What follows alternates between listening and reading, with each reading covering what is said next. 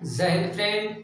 So class हम start कर रहे हैं और इसमें इस क्लास को इस चैप्टर को हमने कई बार डिस्कस करने का प्रयास किया, बट ठीक है भाई, आती जाती रहती हैं परेशानियां, इनका क्या करना है। बस इनसे लड़ते रहना है और आगे बढ़ते रहना है, सिंपल सी बातें हैं। आगे हम लोग बढ़ते हैं और देखते हैं इसमें थोड़ी सी अभी इसमें हम देखेंगे सारी चीजों के बारे में। इस चैप्टर में आपको सिंगल पॉइंट भी कहीं एक्स्ट्रा में पढ़ने की जरूरत नहीं पड़ेगी। आई होप आप लोगों ने कई बार क्लासेस अटेम्प्ट की होगी अलग अलग जगहों पर, और हो सकता है कि हमारी भी क्लास को आपने अटेम्प्ट किया हो, हमसे भी आप लोगों ने पढ़ा हो।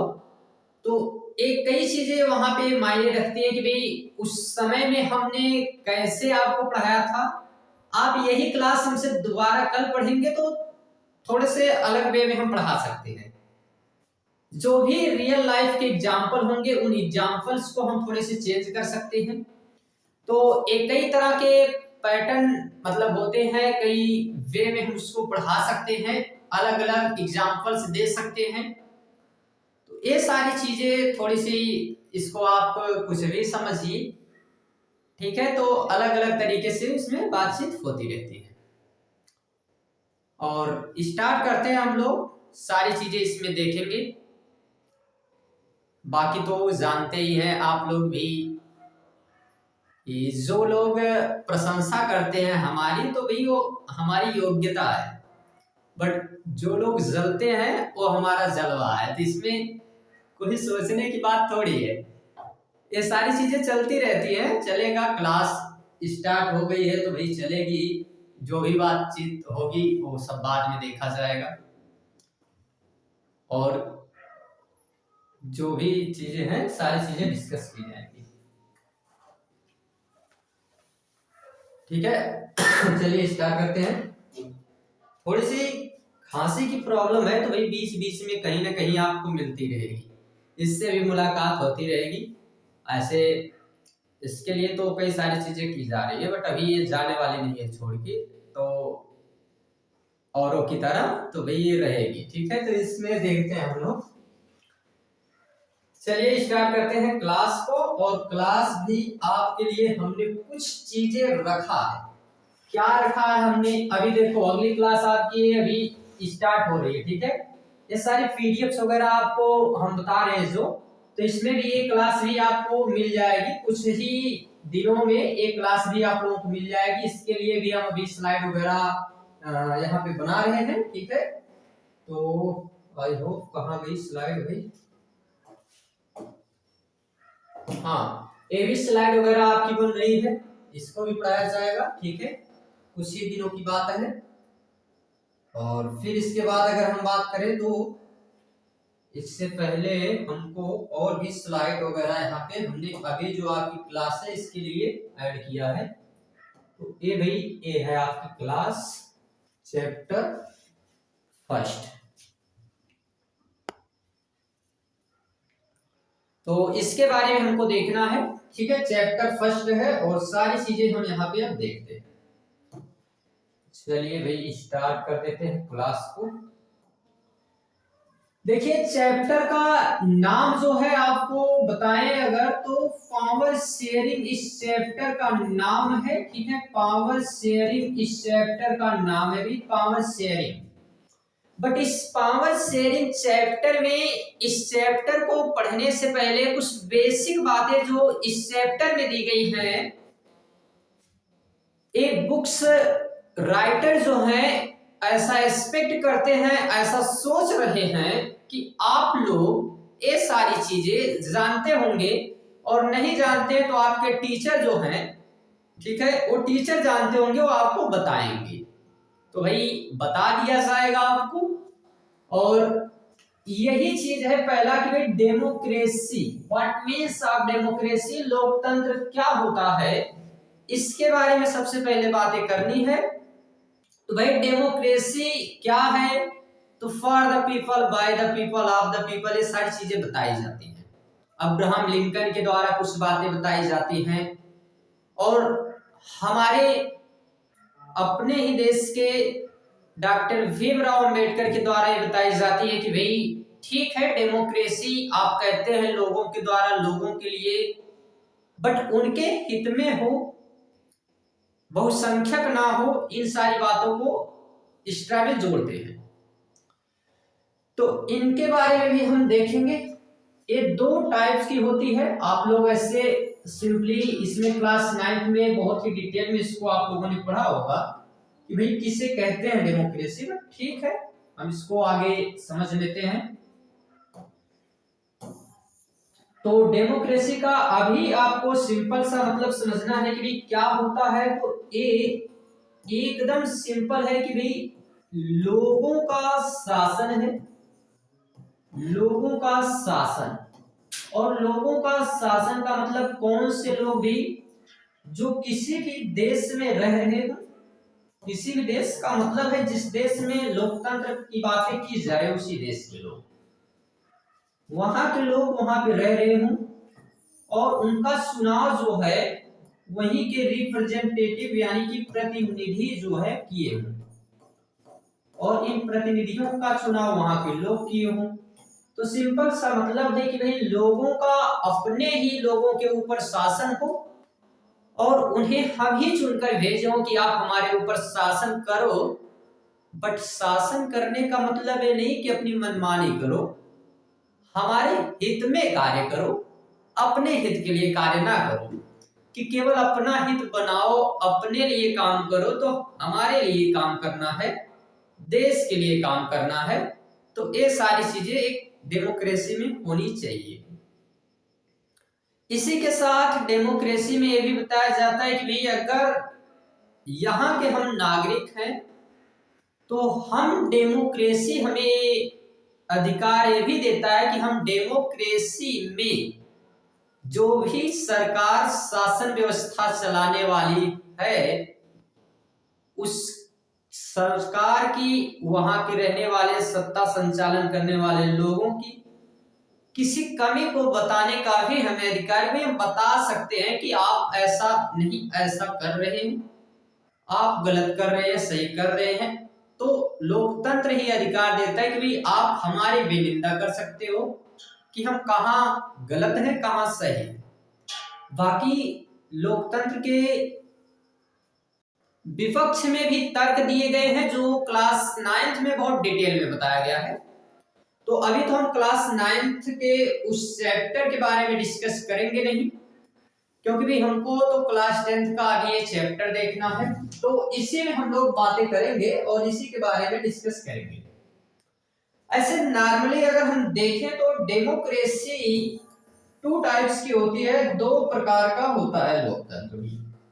एक को कहते हैं हम लोग प्रत्यक्ष और दूसरे को हम लोग नाम देते हैं अप्रत्यक्ष। ठीक है, प्रत्यक्ष और अप्रत्यक्ष 2 तरह का होगा। अब प्रत्यक्ष का मतलब क्या है कि भाई इनको जो हमने अभी यहाँ पे ये जो व्यक्ति दिख रहे हैं, बड़े अच्छे से व्यक्ति हैं, और ये जो व्यक्ति हैं तो इनके बारे में अगर हम बताएं आपको तो ये यहाँ की क्या है, ये यहाँ के बड़े अच्छे नेता हैं। और इनको करना क्या है कि हम लोग जो है यहाँ पे, यहाँ की जो जनता है, ये जनता इनको मतदान करके भेजिए, वोट देके इनको भेज देगी। ठीक है, ये पब्लिक यहाँ की क्या है भाई, ये पब्लिक ने इनको क्या किया कि मतदान किया। मतदान का मतलब अपना विचार जो था वो इनको दान कर दिया, इनको दे दिया गया, भी मतदान यहाँ पे हो गया है। ठीक, अब जो मतदान हुआ है इससे इनको जो पावर मिली, अभी इनको जो भी पावर मिली है वही पावर अब ये किसी और को शेयर करेंगे। तो चैप्टर आ गया था हमारा इसी से, पावर शेयरिंग। अब किसको शेयर करेंगे भाई, ये जैसे हमने इनको चुना है, ऐसे ए किसी और को चुनेंगे, ठीक ना, ए किसी और को चुनेंगे और ए कौन आ जाएंगे, तो ए अब हो जाएंगे यहाँ पे प्रधानमंत्री, मुख्यमंत्री, ठीक है, इनका चुनाव। तो ऐसा कहना नहीं है कि ये ऐसे दिखते हैं हमारे प्रधानमंत्री जी, ऐसी बातें हम नहीं कह रहे हैं, बट ये बता रहे हैं कि भाई यहाँ पे लोगों ने चुना किसी व्यक्ति को और ये व्यक्ति अभी इनको चुन रहा है, तो फिर ये जो बने हैं अभी यहाँ पे प्रधानमंत्री, ये कैसे बने हैं, तो यहाँ पे इनडायरेक्ट रूप से, इनडायरेक्ट का मतलब है कि हमने सीधे इनको मतदान नहीं किया, इनके रिप्रेजेंटेटिव को हमने मतदान किया है, प्रतिनिधि को, जो भी उनके प्रतिनिधि थे हमने उनको मतदान किया, हमने अपना मत इनको दान किया और इन्होंने अपना मत इनको दान किया। अब ये अपना मत लगा के चाहे तो पूरे देश को चौपट कर दे और चाहे तो पूरे देश को अच्छा कर दे, इनके ऊपर की जिम्मेदारी है भाई, बट इनके ऊपर ये अकेले तो है नहीं कि अकेले कुछ कर लेंगे, इनके बस की बात तो अकेले है नहीं, तो ये भी क्या करेंगे, इनके लिए भी अपने मंत्रिपरिषद होते हैं, सत्ता की अलग अलग जो है विविधताएं, उसमें अलग अलग अंग हैं, तो सारी चीजें भी हम देखते हैं आगे। एक जगह का सिस्टम तो ये था कि भाई यहाँ पे ऐसे लोग रहते हैं और ऐसे यहाँ पे चुनाव किया जाता है, हमने कहा तो बढ़िया है भाई, अगर यहाँ पे ऐसे चुनाव किया जाता है तो कोई बात नहीं, लेकिन दूसरे तरफ अगर हम देखते हैं तो यहाँ पर क्या होता है, यहाँ के जो लोग रहते हैं ये लोग क्या करते हैं, तो ये लोग कहते हैं कि देखिए हमको ना इस आदमी के ऊपर बिल्कुल भरोसा नहीं है, जो बीच में आदमी है जिसको हम लोग पहले मत देते हैं फिर ले जाके मत देता है कि अपने मर्जी से, हमारी मर्जी नहीं सुनता है, हम अगर इसको चुने हैं जिस आधार पर, तो ये उस आधार पर इस व्यक्ति को नहीं सुनता, अपनी मर्जी लगाता है, इसलिए हम लोग क्या करेंगे, हम लोग अपनी मर्जी से सीधे सीधे चुनाव करेंगे और सीधे सीधे एक व्यक्ति को हम चुनेंगे, बीच में किसी ऐसे रिप्रेजेंटेटिव को, प्रतिनिधि को नहीं रखेंगे, सीधा हम इन्हीं को वोट देंगे, ठीक है।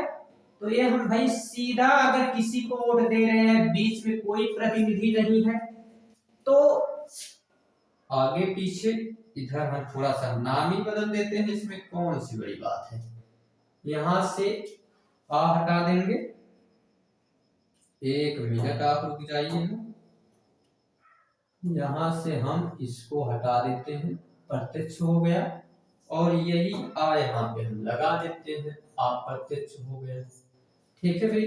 तो यहाँ पे क्या हुआ कि हमने कहा कि देखिए यहाँ पे जिस आदमी को यहाँ जो वोट पड़ा ना, तो यहाँ पे इन लोगों ने पहले इनको चुना, फिर इन्होंने इनको चुना, तो यहाँ पे सीधे चुनाव तो नहीं हो रहा है, और जब सीधे चुनाव नहीं होगा तो सीधे का मतलब क्या होता है भाई, प्रत्यक्ष, तो यहाँ प्रत्यक्ष रूप से नहीं हुआ, तो इसी मतदान को हम लोग क्या नाम दे देते हैं, अप्रत्यक्ष, और ऐसी ही शासन व्यवस्था को अप्रत्यक्ष लोकतंत्र कहते हैं। अब एग्जाम्पल से आपको समझ में आ गया होगा, अगर अभी भी नहीं समझ में आया है तो फिर आपको समझ में नहीं आएगा, ठीक है, तो कोई जरूरत नहीं है, आप बंद करके क्लास जा सकते हैं।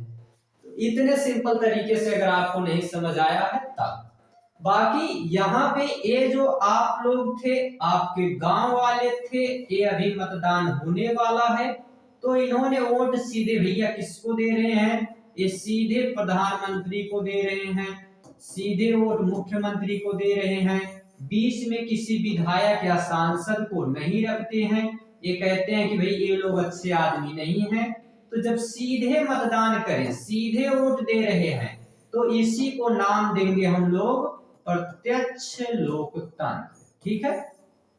तो प्रत्यक्ष और अप्रत्यक्ष दो सिंपल टर्मिनोलॉजी थी, यानी कि बहुत ही आसान शब्दों में यहाँ पे ये शब्दावली दी गई है, ये दोनों बातें आपको समझ आ गई होगी। आई होप आपको इसमें सारी चीजें क्लियर होंगी। तो इसी तरीके से अब इसमें हमारे देश में कौन सा मतदान होता है, प्रत्यक्ष वाला कि अप्रत्यक्ष, आप तो खुद ही बता सकते हैं। कभी प्रधानमंत्री को वोट दिए हैं? नहीं देंगे सीधा सा वोट। किसी ना किसी विधायक या सांसद को पहले दिया जाता है, फिर वो जाके मुख्यमंत्री और फिर प्रधानमंत्री को वोट देंगे। हमने तो सीधे कभी मतदान किया नहीं। तो भाई हमारे देश में कौन सा नियम चलेगा? हमारे देश में अप्रत्यक्ष लोकतंत्र का नियम चलेगा। ये बहुत छोटे छोटे देशों में प्रत्यक्ष लोकतंत्र चलता है। एक छोटे से देश में, कोई छोटा सा देश होगा बेचारा हिंदू सा देश, तो वहां पे जो है कौन सा मतदान होगा, उधर प्रत्यक्ष वाला हो सकता है। क्यों? इतनी भारी जनसंख्या है, एक साथ वहां प्रत्यक्ष वोट देने चली गई तो प्रधानमंत्री जी की हालत खराब, एक साथ वहां पे मतदान कर ही नहीं सकते हैं। ठीक है, तो ये व्यवस्थाएं अधिकतर छोटे से देशों में की जाती है जहां जनसंख्या थोड़ी कम हो। बाकी ठीक है, प्रत्यक्ष लोकतंत्र भी कोई खराब चीज नहीं है, वो भी जो है लागू किया जा सकता है। अभी क्या आ गया, अभी कहां से क्लिक हो रहे हो तुम? तो ये सारी चीजें यहाँ पे आ गई हैं। आगे हम बढ़ जाते हैं, चलिए आगे देखते हैं। आगे हमें देखना है शासन व्यवस्था के अंग। ठीक है भाई, शासन व्यवस्था के अंग क्या क्या चीजें इसमें समझेंगे हम, आइए देखते हैं। तो शासन व्यवस्था जो चलती है उसके अलग अलग अंग हैं। जैसे पहली है विधायिका। ठीक है, विधायिका, इसके बारे में क्या समझना है, विधायिका के बारे में पहले समझते हैं। देखिए, विधायिका के बारे में यह समझना है कि भाई विद्यालय था एक, ठीक है, एक विद्यालय था कोई, और ये विद्यालय हम कोई भी मान लेते हैं, ऐसा जरूरी नहीं है कि किसी का विद्यालय है, कोई भी विद्यालय भी। और इस विद्यालय में हम क्या देखते हैं कि यहाँ हमको देखने को मिलता है कि जो विद्यालय है, इस विद्यालय में जो रहने वाले लोग हैं, जो भी बच्चे यहाँ पे पढ़ रहे हैं, तो एक चीज देखते हैं क्या, एक मिनट, इन्हें देखने को मिलता है कि जितने भी यहाँ पे अध्यापक रहेंगे, जो भी पढ़ाने वाले सर जी यहाँ पे हैं, अध्यापक लोग हैं, ये लोग हमारे विद्यालय में जितनी भी बेल चलती है 1 से लेके 8 बेल तक, ऐसे सभी विद्यालय में 8 बेल चलती है, 8 बेल पढ़वाया जाता है। बस देखा जाता है कि भाई किसका सब्जेक्ट पूरा है, किसका सब्जेक्ट नहीं पूरा है।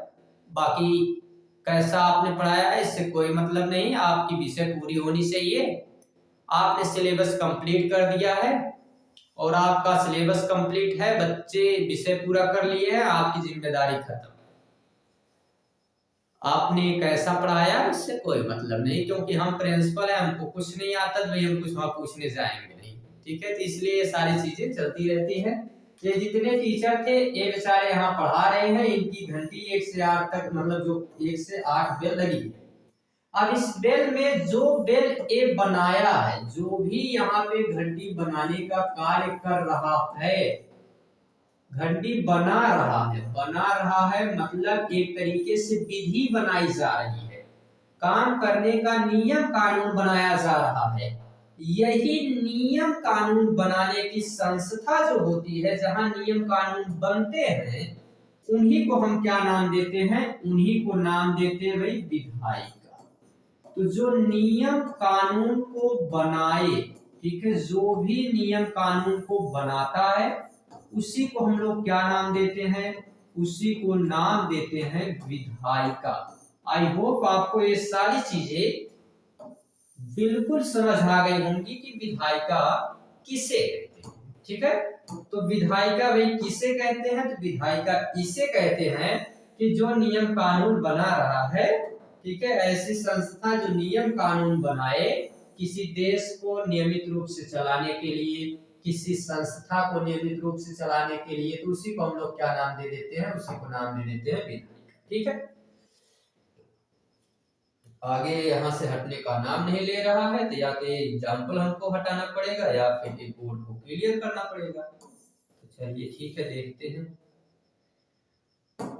क्लियर अगर होगा तो फिर हो जाएगा, नहीं होगा तो फिर ठीक हो जाएगा, हो जाएगा। कुछ चीजें इसमें बच जाएंगी, पूरा क्लियर नहीं होने को तैयार है।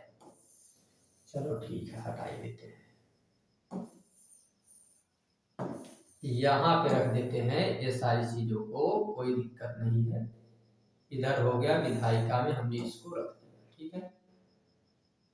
ठीक, ये विधायिका का एग्जाम्पल था। आगे आप समझेंगे विधायिका क्या है, ये आपको समझ में आ गया है कि भाई कौन सी संस्था, नियम कानून बनाने की संस्था, ठीक है। आगे हमको क्या समझना है, तो आगे समझना है दूसरी जो संस्था है वो संस्था क्या है। दूसरा अंग जो है वो है कार्यपालिका, ठीक है। कार्यपालिका, कार्यपालिका, कार्यपालिका का मतलब क्या होगा। विधायिका का मतलब था विधि बनाने वाली, कानून बनाने वाली। कार्यपालिका का मतलब है कार्य को कैसे पालन किया जाए, जो भी नियम बना उसका पालन कैसे होगा, कैसे लागू किया जाएगा।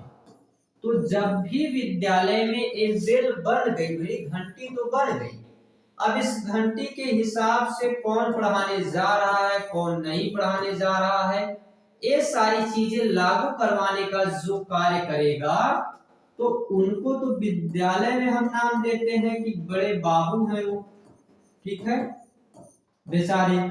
और यहाँ पे इनको हम क्या नाम देते हैं, यहाँ पे इनको नाम देते हैं कि ये कार्यपालिका है। जो भी देश के नियम कानून को बनाने के बाद लागू करने का काम करे, उसको हम लोग क्या नाम देंगे, उसको हम नाम देंगे कार्यपालिका, ठीक है। उसको क्या कहेंगे, उसको हम नाम देंगे कार्यपालिका, ठीक।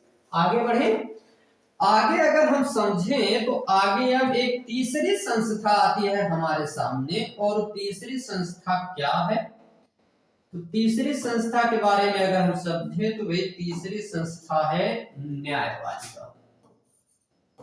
न्यायपालिका, ठीक है, ठीक है सर जी, बताइए आगे। आगे ये बताना है कि इस न्यायपालिका का मतलब क्या होता है। इसका मतलब है कि अगर कोई भी व्यक्ति, नियम तो जो बन गया, मतलब जो विधि बन गई, ठीक है, विधि लागू भी हो गई, ठीक है। मान लेते हैं कि कोई आदमी बड़ा अच्छा आदमी है बेचारा, और एक बाइक से चल रहा है, और जब ये बाइक से चलेगा तो इसको बताया गया है कि देखिए आप बाइक से चल रहे हैं, ठीक है, लेकिन बाइक चलाते समय आप हेलमेट लगा के चलिए। ये मान लेते हैं कि ऐसा नियम बना था। अब ये क्या कर रहे हैं कि भाई जा रहे हैं और हेलमेट भी लगाए हैं, बकायदा हेलमेट भी लगा के रखे हैं, और उसके बाद जो है हेलमेट लगाने के साथ साथ इनकी बाइक का लाइसेंस वगैरह भी है। लेकिन फिर भी इनको रास्ते में कहीं पुलिस मिल जाती है, और क्या करेगी कि भाई इनको रोक के इनका कुछ समय जाया करती है, इनको रोकेगी कुछ समय तक। इनको रुकवाने के बाद फिर बाद में ये जब पता चलेगा कि इनका लाइसेंस वाइसेंस है, उसके बाद भी बाइक की चाबी निकाल लेना, इनको रोक के रखना, ये सारी चीजें की जाएगी। और मान लेते हैं कि इनकी बाइक यहाँ से उठवा के लेके पुलिस चौकी में भी चले गए, मान लेते हैं ऐसा हम लोग। तो यहाँ पे चीजें हमने ऐसा देखा, तो भाई इनके साथ आप बताओ कि अन्याय हुआ कि नहीं। तो जो इनके साथ अन्याय हुआ है, अब इनको न्याय कैसे मिलेगा। तो न्याय मिलने के लिए, क्योंकि तो कहेंगे कि हम विधि के अनुसार चल रहे हैं और लागू करने वाले लागू कर दिए हैं, तो न्याय कैसे मिलेगा। न्याय मिलेगा ऐसे कि अब ये कहां जाएंगे, सीधे पहुंचेंगे भैया न्यायपालिका। और न्यायपालिका पहुंचने के बाद ये क्यों गए हैं, तो न्यायपालिका जाने के बाद ताकि हमको न्याय मिले, और ये न्यायपालिका में गए और यहाँ पे इनको मिल गया न्याय, और जज साहब के द्वारा इनको न्याय मिला। और जो लोग इनको जबरदस्ती यहाँ रोके थे, ये कागज लिए थे, फिर भी इनको पीटे थे, तो इन सबको क्या मिलना चाहिए, इन सबको मिलना चाहिए भाई दंड। तो दंड भी कौन देगा, कोई दूसरा आके पीट नहीं सकता, तो न्यायपालिका ही इनको क्या सुना देगी कि भाई सजा सुना देगी, तो इनको मिल गया दंड भी। तो अब हमको समझ में आया, अच्छा ये सब बातें थी।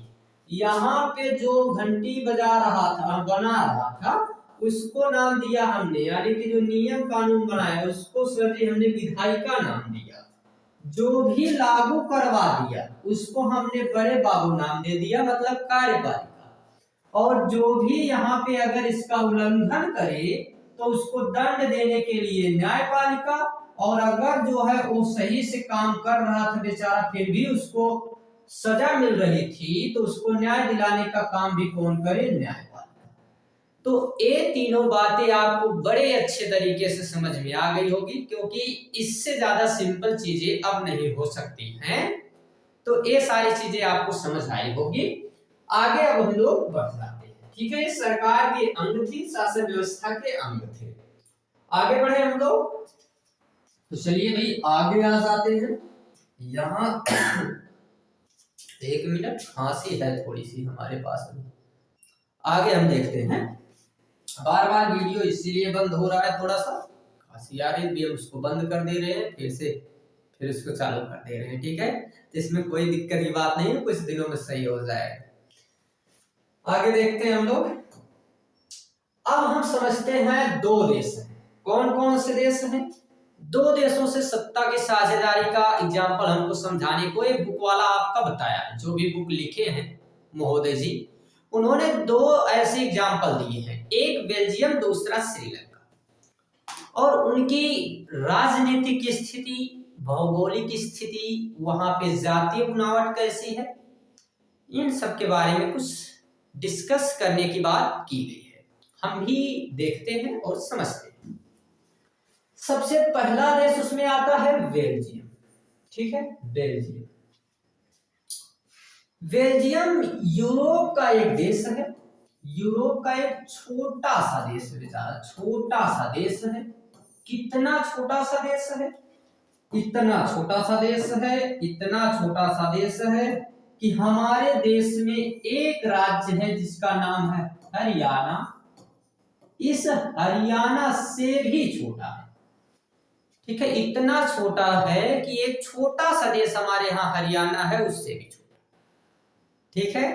तो काफी छोटा सा देश बेचारा, और इसका नाम बेल्जियम है। और यहाँ की जनसंख्या अगर बात करें तो जनसंख्या, यहाँ की आबादी 1.15 करोड़ है, मतलब कि 1 से 1.25 करोड़ यहाँ की केवल जनसंख्या है, बस इतनी सी जनसंख्या है।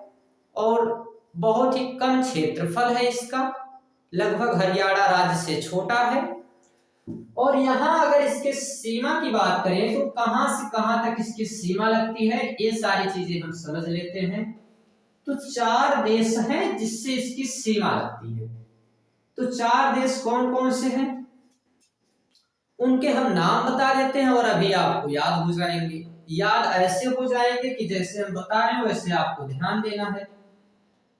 जब भी आप पढ़ने से पहले नींद में चले जाएंगे तो भाई नींद में अगर आप गए तो आया नीदरलैंड नींद से, और नींद में गए तो आप पक्का है कि फिर वहीं फंसे रह जाएंगे, क्योंकि आप जगेंगे नहीं तो फिर पढ़ नहीं पाएंगे।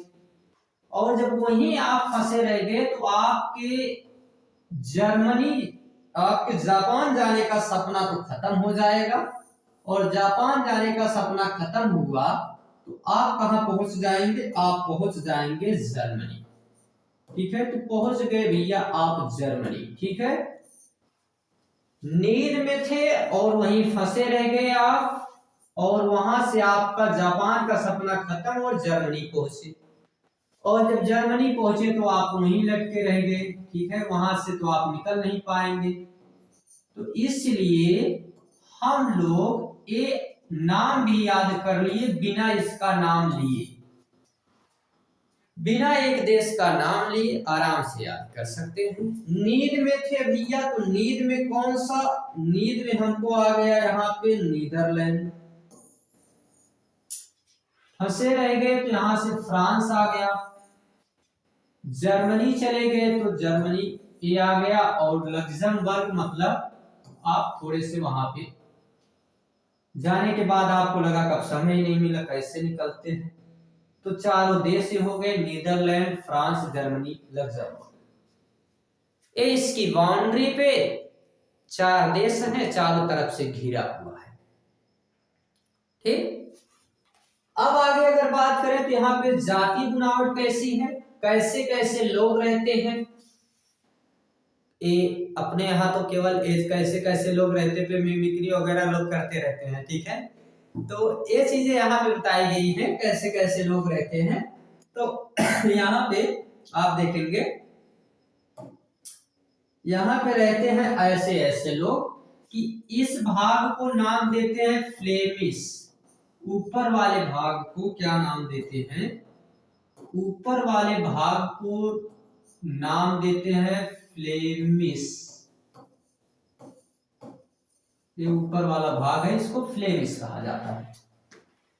और जो नीचे वाला इसके भाग है, इसका नाम दिया जाता है क्या, इसका नाम दिया जाता है वेलोनिया। वेलोनिया, ठीक है। ऊपर वाले भाग का नाम हो गया फ्लेमिश और नीचे वाले भाग का क्या नाम हो गया, वेलोनिया। तो एक कुल कितने यहाँ पे भाग हो गए, बेल्जियम के 2 भाग हो गए। अब जो ऊपर वाला भाग है ना, इस ऊपर वाले भाग में फ्लेमिश में 59% लोग रहते हैं, 59% लोग रहते हैं। और इस वेलोनिया में कुल 40% लोग रहते हैं। ठीक, ऊपर वाले भाग में 59% लोग और निचले वाले भाग में 40% लोग। ऐसा समझिए, एक कोई ऐसा ट्रेन का डिब्बा था, ठीक है। एग्जाम्पल हम कल इसको पढ़ा रहे थे, गांव का दिए थे और उसको अपलोड कर नहीं पाए, तो आज दूसरा एग्जाम्पल दे रहे हैं। यहाँ पे एक मान लेते हैं कि ट्रेन का डब्बा था भाई, और इस ट्रेन के डब्बे में 2 तरह की सीटें होती हैं, एक ऊपर बैठने वाली, एक नीचे बैठने वाली। तो ये जो ऊपर बैठने वाली है ये लोग फ्लेमिश हैं, और जो नीचे बैठने वाले हैं, फ्ले मतलब फ्लाई कर रहे हैं, उड़ रहे हैं, तो ऊपर है, और नीचे जो है ये वेलोनिया, ठीक है। तो नीचे वेलोनिया, इसलिए फ्लेमिश और वेलोनिया दोनों हो गए। अब क्या करना है कि इनकी भाषा भी अलग अलग है, इनकी लैंग्वेज अलग अलग है। कौन कौन सी भाषा है, तो फ्लेमिश भाग में जो रहते हैं 59% लोग, ये बोलते कौन सी भाषा है, तो डच बोल देते हैं। और जो वेलोनिया में रहने वाले लोग हैं, ये कौन सी भाषा बोल देते हैं, तो ये फ्रेंच बोल देते हैं। क्यों, क्योंकि फ्रांस से थोड़े से सटे हुए हैं, तो भाई फ्रेंच बोलेंगे, और वो लोग डच भाषा बोलते हैं, ठीक है। वो आप देखेंगे किधर कौन सी बाउंड्री है, वो सब अलग चीज है। उसके लिए मैप वेब ढेर सारा दिखा सकते हैं आपको, हजारों की संख्या में आपको मैप दिखा सकते हैं। देख के क्या करेंगे, याद भी कुछ है तो याद रखना जरूरी है, वो सारी चीजें देख लेंगे।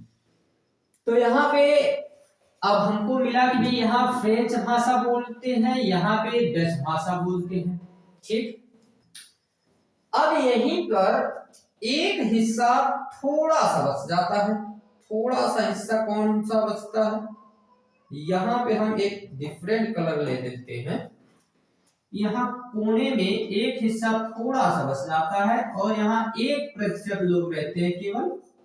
ये कलर नहीं दिख रहा होगा, बताइएगा, ब्लू कलर है, थोड़ा सा शायद कम दिखे, दिखे तो बहुत अच्छी बात है, क्योंकि अच्छा लगता है हमको अभी चलाने में इसको, और नहीं दिखे तब भी अच्छी बात है, दूसरा कलर दिखाएंगे। तो ब्लू कलर ये जो है, यहाँ पे 1% लोग रहते हैं, और ये भाषा कौन सी बोलते हैं, जर्मन। जर्मन भाषा बोलते हैं तो जर्मन इस बगल रहेगा, वो बाउंड्री से हम लोग समझ लेंगे। तो जर्मन भाषा बोलने वाले लोग यहाँ पे रहते हैं और 1% लोग जर्मन भाषा बोलते हैं। ठीक है, अब बात यहाँ पे आती है कि ठीक है सर जी, ये सब आप क्यों बता रहे हैं और फिर किताब वाला भी क्यों दिया है? किताब वाला इसलिए दिया है कि इनके बीच में अब होगी लड़ाई। क्यों लड़ाई? इसलिए होगी क्योंकि ये जो डच भाषा बोलने वाले लोग ज्यादा लोग हैं, इतने पढ़े लिखे कम हैं। पढ़े लिखे मतलब है थोड़े से आर्थिक रूप से भी कमजोर हैं, और ये लोग जो हैं ये कम है लेकिन आर्थिक रूप से मजबूत है। तो ये जो कम समृद्ध लोग हैं ये बार बार लड़ाई करेंगे इनसे, बार बार झगड़ा करेंगे इनसे, और भाषा को लेके कि हमारी भाषा अच्छी है, हमारी भाषा अच्छी है। और भाषा तो पता है कई सारी लैंग्वेज होती है। ठीक है, लैंग्वेज अपने भारत में भी बहुत सारी है, जिसमें से ऑब्वियसली हम लोग 22 लैंग्वेज तो अपने इधर ही देखते हैं, अनुसूची में जो जोड़ी गई है।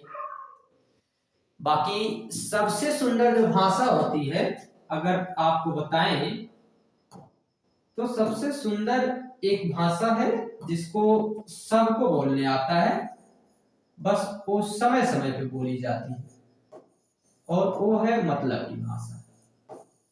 ये हमेशा नहीं बोली जाती, ये जरूरत पड़ने पर बोली जाती है। बड़ी अच्छी भाषा है और हमेशा नहीं बोली जाती है। ठीक है, तो ये भाषा जो है ये है, बट यहाँ पे कौन कौन सी है? यहाँ पे फ्लेमिश है और साथ में कौन सी है भाई? इधर तो फ्रेंच है, फ्लेमिश में डच और यहाँ फ्रेंच। तो इनके बीच में एक मिनट, इनके बीच में हुआ यूं कि ये लड़ाई कर लिए भाई, झगड़ा तो शुरू होएगी। झगड़ा इसलिए शुरू हो रही है थोड़ी बहुत कि अब इनमें विवाद का स्तर दिख रहा है, विवाद बढ़ सकता है। अब विवाद जब बढ़ने की शंका दिखी तो यहाँ पे हो गया 4 संविधान संशोधन। और 4 संविधान संशोधन कौन कौन सा हो गया ये भी हम समझ लेते हैं। यहाँ के लोग बड़े समझदार थे कि अगर लड़ाई भयंकर हो गई तो दिक्कत हो जाएगी, क्योंकि आज तक जितने युद्ध हुए हैं नुकसान के सिवा कोई फायदा नहीं हुआ है।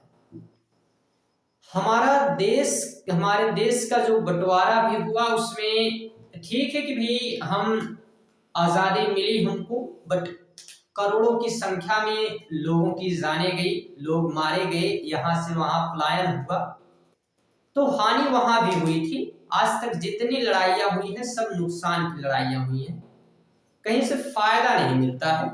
वो अलग चीज है कि अपने तेवर को बनाए रखने के लिए हम लोग कह देते हैं कि भाई जीत लिए हैं, तो ये सारी चीजें उसमें थी।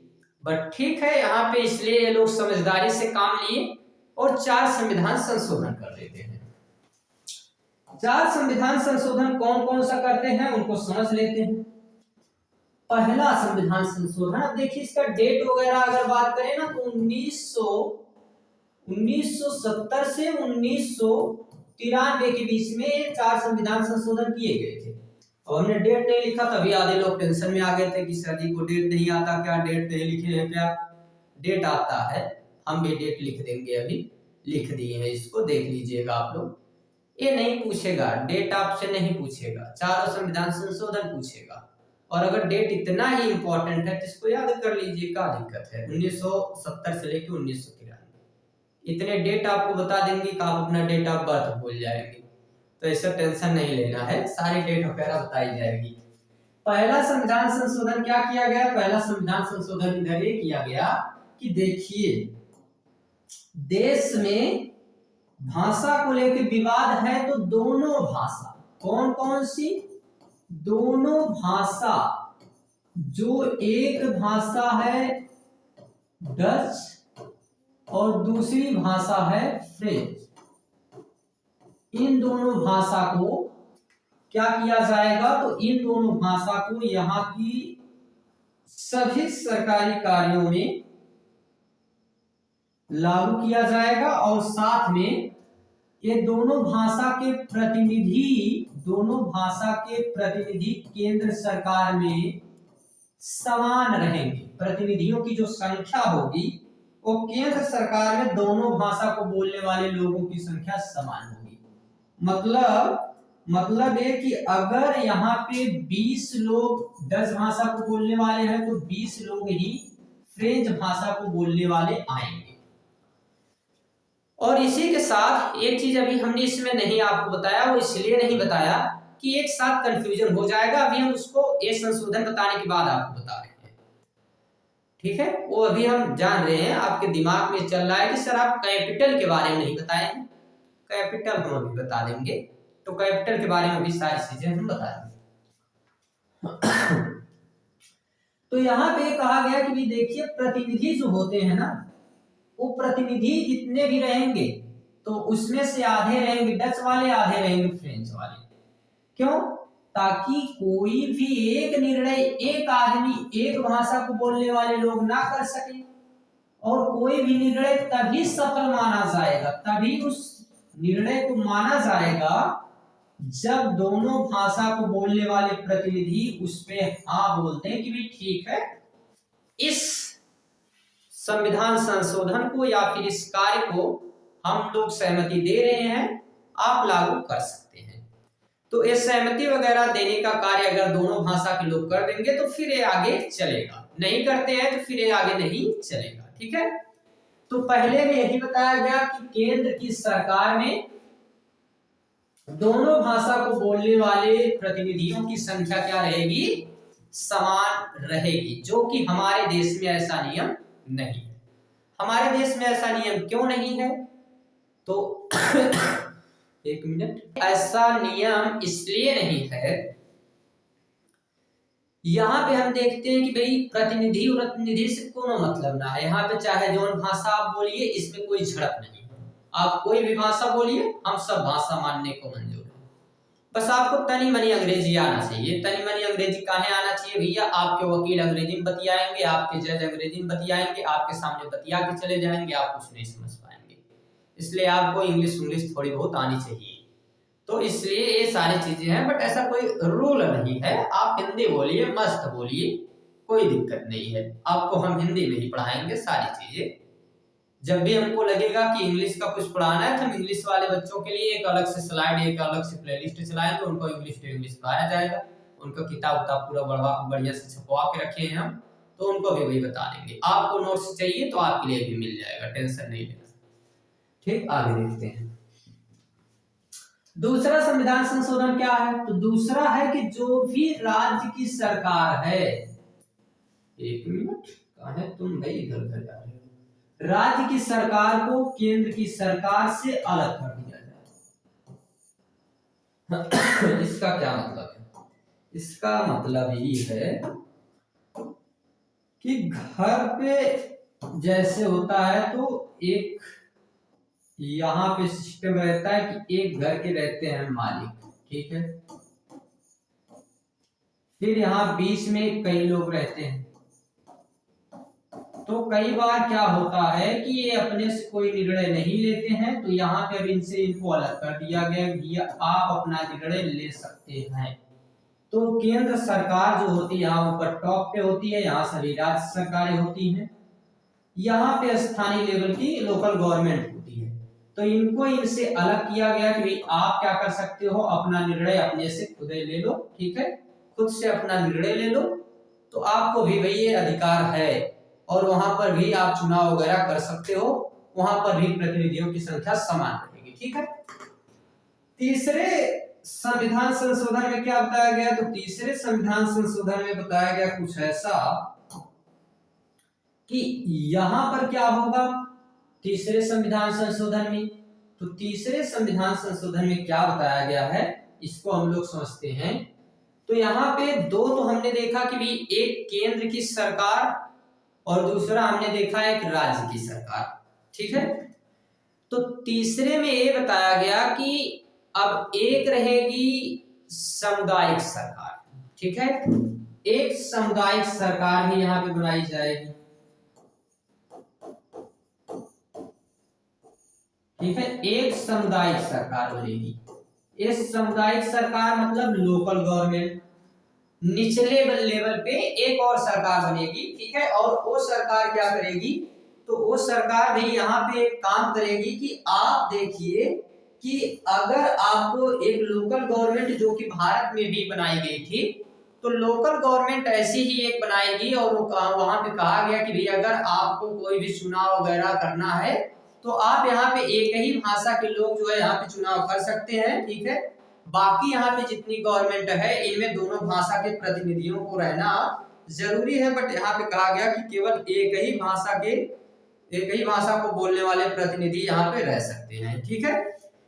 और जो चौथा संविधान संशोधन है, अब जाके उसको हम बता रहे हैं चौथे नंबर पे, जबकि वो तीसरे पे रहता है, बट उसको चौथे पे हमने क्यों रखा, क्योंकि ये राजधानी से रिलेटेड है और राजधानी को अभी हमने बचा के रखा और राजधानी को ही अब बताएंगे और राजधानी से ही जोड़कर इसको बताएंगे।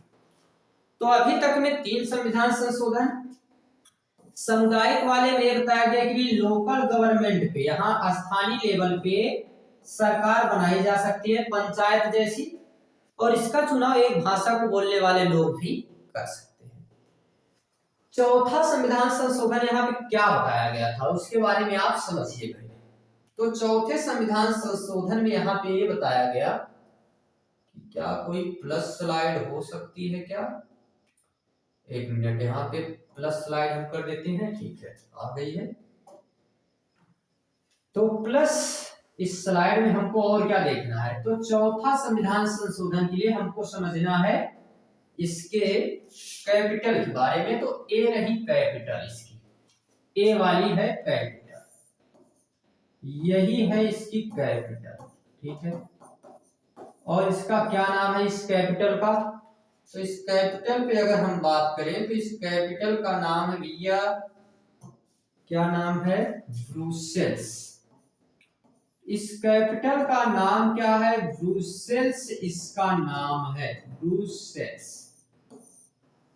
बेल्जियम की राजधानी है ब्रुसेल्स। जैसी जाति बनावट इसके पूरे देश में है, ऐसी ही जाति बनावट यहां पर भी मिलती है, बट यहाँ 20% डच भाषा को बोलने वाले लोग रहते हैं और 80% फ्रेंच भाषा को बोलने वाले लोग रहते हैं। यहाँ का नियम अलग है, वहां का नियम अलग था। यहाँ पर जो वहां कम थे, मतलब वहां पर अगर फ्रेंच कम थे तो यहाँ भर के दिए गए हैं 80%, और वहां पे डच ज्यादा थे तो इनको थोड़ा कम कर दिया गया है 20%, ठीक। अब इनके बीच में भी तो झड़प दिखेगी और सबसे ज्यादा विवाद इन्हीं के बीच में दिख रहा था।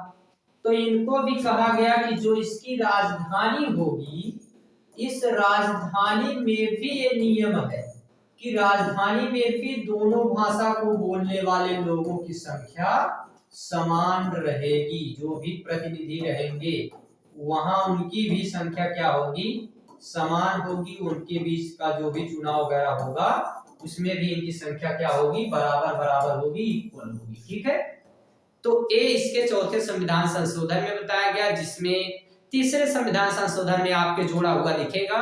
इससे कोई मैटर नहीं कि आप तीसरे नंबर पे लिखें, चौथे नंबर पे लिखें, तो सर जी आपका नंबर काट देंगे तो समझ लीजिए उनको नहीं आता है, ठीक है। मतलब नंबर नहीं कटेगा, इससे कोई टेंशन वाली बात नहीं है। आगे समझते हैं हम लोग। आप तीसरे नंबर चौथे नंबर पे रख सकते हैं, कोई दिक्कत नहीं। अब आते हैं हम लोग, हमारा पड़ोसी देश है श्रीलंका, दूसरा जो एग्जाम्पल था। तो दूसरे एग्जाम्पल पे आता है भैया श्रीलंका। और श्रीलंका के बारे में हमको क्या देखना है, सबसे पहली बात तो एक ऐसा देश है, बेल्जियम एक यूरोप का देश था। तो भाई यूरोप का देश था, वो भी कैसा, तो वो था लैंडलॉक कंट्री, मतलब चारों तरफ देश थे। यहाँ चारों तरफ का है, इधर चारों तरफ पानी पानी है, ठीक है, मतलब वाटर है, ठीक है। चारों तरफ इसके वाटर बॉडी है, ठीक, इसके चारों तरफ वाटर बॉडी से घिरा हुआ है, चारों तरफ इसके वाटर बॉडी है, ठीक, पानी से घिरा है। एक द्वीपीय देश है, छोटा सा देश है, द्वीपीय देश। इस छोटे से देश में भी कुछ ऐसी ही प्रॉब्लम है और यहाँ की प्रॉब्लम कुछ ज्यादा ही बढ़ जाती है। ठीक है, यहाँ की प्रॉब्लम कैसे बढ़ जाती है, तो यहाँ पे प्रॉब्लम कुछ ऐसे बढ़ जाती है कि यहाँ पे अगर हम बात करें तो इसके जाति गुणावट की, तो ये जो हिस्सा है पीले कलर का आपका जो हिस्सा दिख रहा है, कलर के बारे में हमको थोड़ा सा एक बार में आप लोग बता दीजिएगा एक दिन कि भाई कलर वलर आपको कैसा है, ठीक है, ऑडियो वीडियो में कोई प्रॉब्लम है तो आप कमेंट वगैरह करके हमको बता दीजिए। तो यहाँ पे हमने क्या देखा, हमने देखा ऐसा कि ये जो हिस्सा है इस हिस्से में सिंघली भाषा बोली जाती है। सिंघली नाम की एक भाषा है यहाँ पर श्रीलंका में, और ये जितना पीले कलर का हिस्सा है ना, इस पूरे पीले कलर के हिस्से में एक भाषा बोली जाती है सिंघली, और जिसका वेटेज कितना है तो 74%। 74% लोग श्रीलंका में सिंघली भाषा बोलते हैं, और बचे हुए ये लोग जो हैं इनकी भाषा क्या है, तो इनकी भाषा तमिल है। कितने हैं, 18%। ठीक, बाकी 7% लोग यहाँ पे ऐसे भी रहते हैं जो दोनों भाषा को मिला जुला के बोलते हैं, इनको सब आता है, समझदार लोग भी हैं। दोनों भाषा आए तो फायदा है। हमने देखा है कुछ ऐसे स्टूडेंट होते हैं बेचारे जो केवल हिंदी जानेंगे, कुछ ऐसे होते हैं जो केवल इंग्लिश जानेंगे, उनको बड़ी प्रॉब्लम होती है ना। हिंदी समझने को अगर हो तो इंग्लिश वाला है तो उसको नहीं समझ में आएगा, और इंग्लिश अगर समझना हो हिंदी वाला है तो उसको नहीं समझ आएगा। तो ये बड़ी प्रॉब्लम को छोटा करने के लिए दोनों भाषा सीख लेनी चाहिए थोड़ी थोड़ी। एक ज्यादा जानते हो तो दूसरे वाली को थोड़ी सी सीख लो, ताकि उससे फायदा, कम से कम टर्मिनोलॉजी जानना चाहिए। It's a most important things. ठीक है, बहुत जरूरी चीजें हैं, उनको जानना जरूरी है। आगे अगर हम देखें तो ये जो भी 7% लोग हैं ये दोनों भाषा जानते हैं, तमिल भी बोलते हैं, सिंघली भी बोलते हैं। तो यहाँ पे क्या हुआ, बेल्जियम जैसा नहीं हुआ। यहाँ के लोग, ये जो सिंघली भाषा के लोग थे ज्यादा थे, तो भाई इनका तो दबदबा है ही। तो जैसे ये लोग अभी के समय में सब होते हैं, कुछ नहीं है उनके पास, कुछ भी नहीं है, कुछ भी नहीं कर सकते हैं अभी बेचारे, ना कुछ देखे फिर भी चलते रहता है कि दबदबा था। तो इस तरीके से यहाँ पे जितने लोग हैं इनका भाई इसी तरीके का दबदबा था, और ये लोग क्या करते हैं, ये भाषा जो सिंघली थी, इस सिंघली भाषा को क्या कर देते हैं कि अपनी राज्य भाषा घोषित कर देते हैं। ठीक है, और राज्य भाषा ये घोषित करने के बाद कब कर देते हैं, 1956 ईस्वी में, 1956 में ये लोग इसको राज्यभाषा घोषित कर देते हैं। और जितने सरकारी काम थे, कहते हैं कि सब सरकारी काम में हमारा ही चलेगा, लैंग्वेज हमारी। ठीक है, तो ये सभी जगह अपनी लैंग्वेज जो है चलाना चाहते हैं, सिंघली भाषा को, और इस वजह से ये लोग यहाँ के संविधान में संशोधन करके लागू कर देते, भाई अब केवल सिंघली भाषा ही चलेगी सब जगह। अब इससे भारी समस्या हो गई यहाँ पे। इसी कारण से क्या प्रारंभ हो गया, इसी कारण से भाई यहाँ पे शुरू हो गया गृह युद्ध। इनके बीच में इसी वजह से क्या शुरू हो गया, गृह युद्ध। और ये 1980 के दशक में प्रारंभ हुआ गृह युद्ध, और 2009 तक चला, 2009 तक गृह युद्ध चला। एक गृह युद्ध 2009 तक चला, काफी दिनों तक चला, और इसमें सबसे बड़े जो अगर दुष्ट लोग थे तो नेता लोग होते हैं। हर एक जगह अगर कहीं गृह युद्ध हो रहा है किसी देश में, गृह युद्ध का मतलब क्या होता है एक ही मुल्क में दो समुदायों के बीच होने वाला युद्ध, मतलब एक घर में दो लोगों के बीच में होने वाला लड़ाई जो होती है, जो भी झगड़ा इसमें होगा, जो भी युद्ध होगा, इसको क्या नाम दिया जाएगा? इसको नाम दिया जाएगा कभी गृह युद्ध। वैसे ही पूरे किसी देश में अगर दो समुदाय अपने में भिड़ रहा है, अपने में लड़ाई झगड़ा कर रहा है दो समुदाय, तो इसको हम क्या नाम देंगे? इसको गृह युद्ध कहेंगे। और एक गृह युद्ध का रीजन क्या था? तो इस गृह युद्ध में तो अभी लैंग्वेज का रीजन है, ठीक है, यहाँ पे भाषा थी, ठीक है, यहाँ भाषा की वजह से ऐसा हुआ है। और इधर अगर हम लोग देखेंगे तो इस समस्या से यहाँ पे क्या प्रारंभ हुआ? गृह युद्ध, और ये चला 2009 तक। तो हमको ये बात समझ में आई कि भाई थे दो देश, एक था बेल्जियम, एक था श्रीलंका। बेल्जियम अपने यहाँ की समस्या के समाधान के लिए चार संशोधन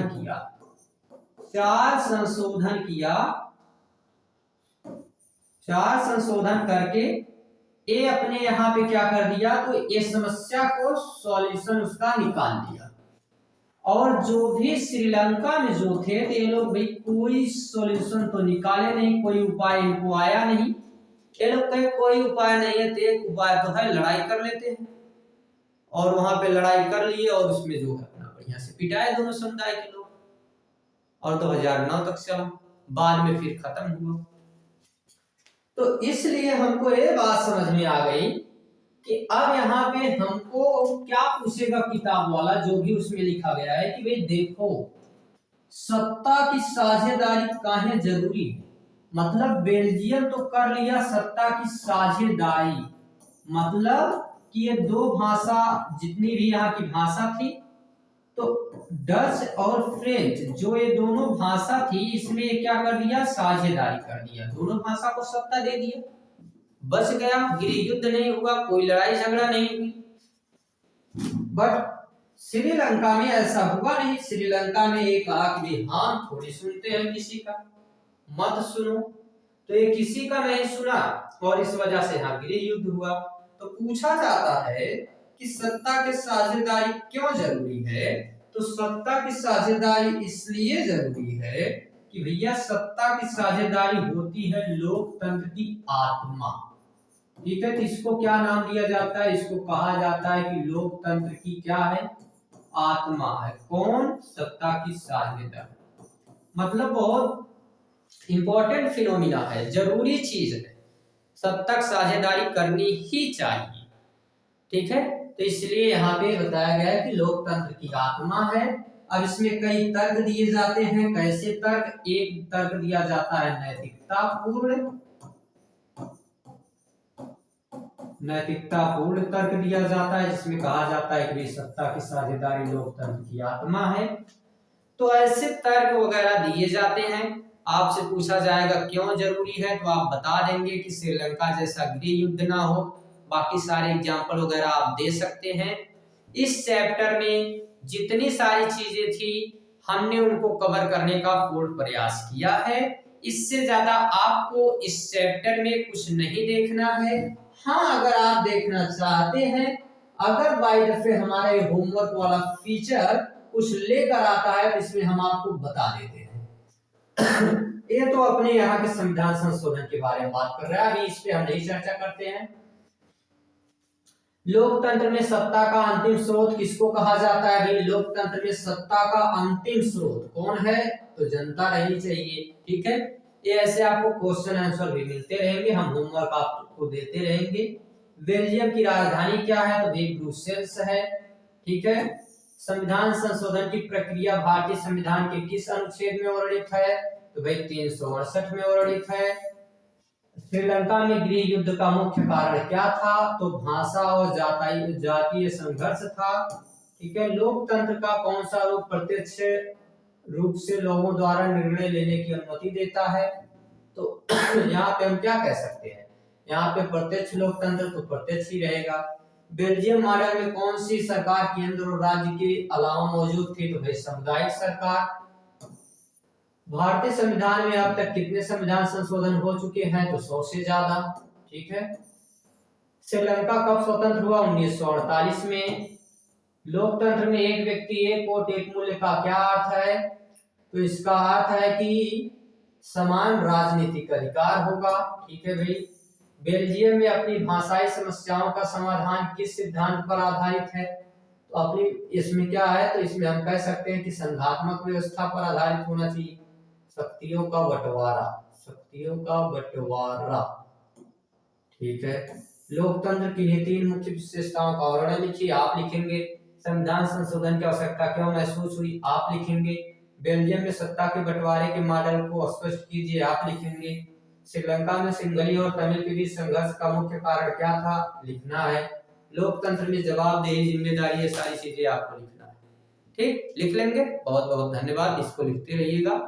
और हम लोग इस चैप्टर में सारी चीजें कंप्लीट कर चुके हैं। क्या क्या हमने देखा भाई? लोकतंत्र पढ़ा हमने लोकतंत्र के बाद क्या पढ़ा? तो हमने इसमें पढ़ा कि शासन की व्यवस्थाएं, हमने इसमें पढ़ा कि भाई बेल्जियम के बारे में, हमने इसमें पढ़ा दोनों जो 4 संविधान संशोधन हुए, फिर हमने राजधानी के बारे में भी पढ़ा, श्रीलंका के बारे में हमने देखा, गिरिज युद्ध के बारे में हमने देखा, क्यों जरूरी है हमने देखा। तो ये सारी चीजें हमने इसमें डिस्कस किया है। ये सब कुछ आपको पीडीएफ फॉर्मेट में मिल जाएगी, आपको हम शेयर कर देंगे। बस आप लोगों को कुछ जरूरी काम करना है। टेलीग्राम चैनल हम बना रहे हैं सुजीत कोचिंग क्लास के नाम से, वहां पे जुड़ना है और वहां पे आपको सारे पीडीएफ वगैरह मिल जाएंगे, ठीक। बाकी चैनल पे आप लोग नए हैं तो ये सारी चीजें आप जानते होंगे, ठीक है, और नहीं जानते हैं तो अपना काम करना है, ठीक है। क्योंकि भाई चैनल नया है तो ये चीजें हम हर वीडियो में शुरुआती में या फिर अंत में आपको ये बताते नहीं कि सब्सक्राइब वगैरह क्या क्या करना है, कैसे करना है। आपको देखना है तो आप सारी चीजें करते रहेंगे और करेंगे आप लोग। कुछ भी चीजें पसंद आई हो इसमें से पढ़ाने में, कोई भी चीज अच्छा लगा तो आप लोग कर दीजिएगा, बाकी ठीक है। क्योंकि थोड़ा सा हम लोगों को कुछ नहीं होता, उससे कुछ ज्यादा होता थोड़ी, बस ये है कि थोड़ा सा मोटिवेशन मिलता है कि हम लोग और ज्यादा काम करते रहते हैं, ठीक। कमेंट वगैरह, आपके कमेंट से अगर डेली आपको जितने कमेंट आपके आते हैं उसमें से 10 कमेंट अगर पॉजिटिव आने लगे ना कि हम लोगों को काफी इससे फायदा हुआ, अच्छा पढ़ा रहे थे, इन सारी चीजों से हम लोग फिर थोड़े से मोटिवेट और हो जाते हैं और फिर से काम करने लगते हैं। तो थोड़ा सा कमेंट वगैरह आप लोग करेंगे तो अच्छा लगेगा। बाकी ठीक है, जो भी चीजें आपको कोई कमी दिखे, कोई चीज लाइट वगैरह में कोई प्रॉब्लम हो, आपको कुछ क्लियर ना दिख रहा हो, वॉइस में कोई प्रॉब्लम हो, तो आप बेझिझक कह सकते हैं। तो फिर चलते हैं, तब तक के लिए मिलेंगे फिर हम अगली क्लास में। जो भी क्लास होगी आपको अपडेट पहले ही दे दिया जाएगा शॉर्ट वीडियो के थ्रू, ठीक है। इसलिए हम शॉर्ट वीडियो थोड़े से ज़्यादा बना रहे हैं, तो आपको मोबाइल चलाने से भी नहीं मना करेंगे, क्योंकि आप लोग भाई पढ़ने वाली चीज़ें तो देख सकते हैं, ऐसी चीज़ थोड़ी। ठीक है, मिलते हैं अगले वीडियो में, तब तक के लिए thanks, take care, bye bye.